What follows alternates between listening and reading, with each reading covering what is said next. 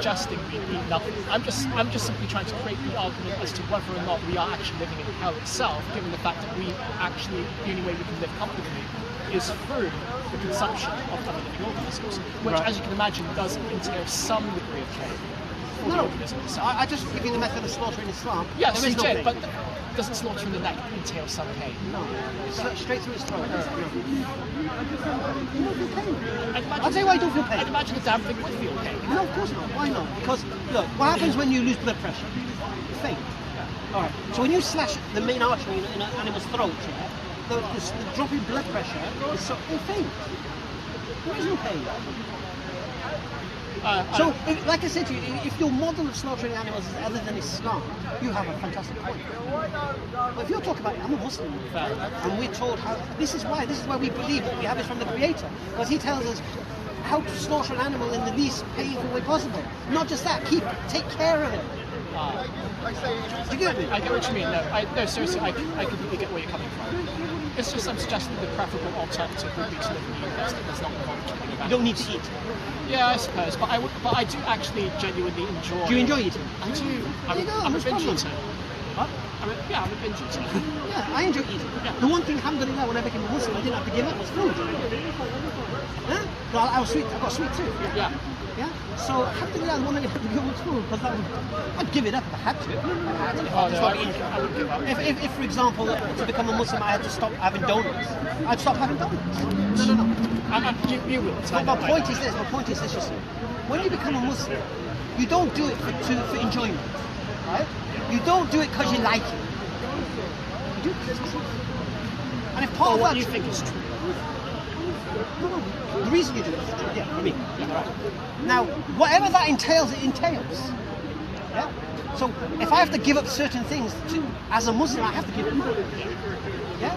So that's why when you become a Muslim, it's not because I want to do it to gratify myself. I want to do it for pleasure. No. I believe this is the reality. All right. Yeah. Now, here's the amazing thing. Do you know there's 5 things destroying society today? Drugs, alcohol. Somewhat disagree. Well, NHS virtually collapsed over December because of drinking. Accident emergency, full of drunks, full of victims of drunks. So please don't. The NHS, the nurses are complaining about all the beds are full of drunks and everything on the weekend. Forget Christmas, Friday, Saturday night. Okay. Go to the city with all the homeless people all drinking. Victims of alcohol. Victims. Okay. So if you want to deny alcohol and isn't poison with society, I guarantee you. Yeah. Okay, if alcohol was invented today, it'll be banned tomorrow. I'm not going to disagree. Alhamdulillah. So one more I said 3 things so far: drugs, alcohol, gambling, sexual immorality. Depends what you mean by sexual immorality. Basically, when I say sexual immorality, for me, moral sex is with the wife or your husband. It's not free sex. It's not sex with this girl here and sex with this girl here. I don't personally think that's a strong society. You don't think a society is stronger when you have cohesive families? Well, you think a society is good with STDs everywhere, unwanted pregnancies, abortion rates, single legitimate mums? You think that's a good society? I never said that. I simply said... No, I said to you, a coherent society, a good society, is where when you have sex with a woman or a man, it's because they're your life partner, inshallah. Not because it's just get your end away on the weekend. Through the consequences. Look, I can understand the negative consequences. And I'll tell you why I say that. Very good. Because when I was 17, I worked in Zakynthos. When I was 21, I worked in Falaraki. Yeah? 3.5 months in Zakynthos. I could only last 6 weeks in Falaraki. I had to get out of there. Hedonism was another level. And I watched alcohol and sexual immorality. I've seen guys having to fly back home to have AIDS tests. Right? No, I'm saying to you. So I'm talking to poisons within a society. The sexual morality is one of them. Because, don't get me wrong, I can understand where you're coming from, the negative consequences of sexual immorality. No, I'm going to go deeper. Okay, sexual immorality, what does it cause? It causes affairs. What do affairs cause? Broken homes. What do broken homes cause? Children from broken homes. But what if you never get married in the first place? Well, I mean, what if you have a sexually... No, we're talking... What if you have a sexually active lifestyle without getting married in the first place? What you mean, just live together? No, I mean multiple partners. Yeah, but then you're spreading it around, aren't you? Whatever. No commitment. Where's the security for either of you? All right, you bang a girl this weekend, and what about her? Forget her, next weekend is another one. Just for example. What about that poor girl? What if 9 months later she's having a baby? So just make sure it doesn't happen. There's no guarantees in this life. That's why you have so many sorts of pregnancies, so many abortions. That's why you have the morning after pills. Okay, I understand where you're coming from. What's the next Not just that, just not want to continue sexual morality because you challenge it. So I want to put it to bed so you know. Okay, I'll say it again to you. Listen, what happens when someone has an affair in a marriage? Usually it breaks down. Yes. Which then causes a broken family. Which first of all is a problem straight away.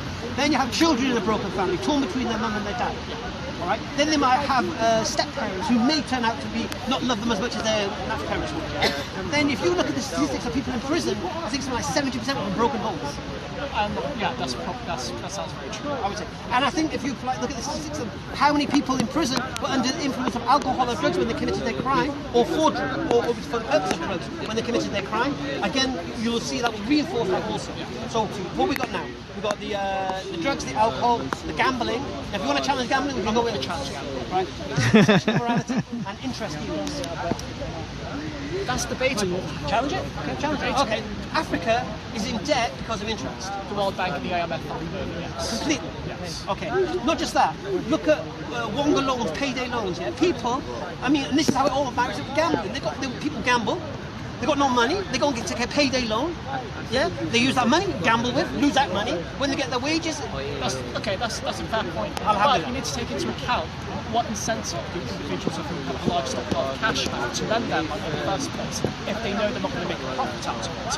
I can understand a system in which a central bank issues money with interest on top of it, because then statistically you have more debt than you have money supply, which inevitably creates a bubble.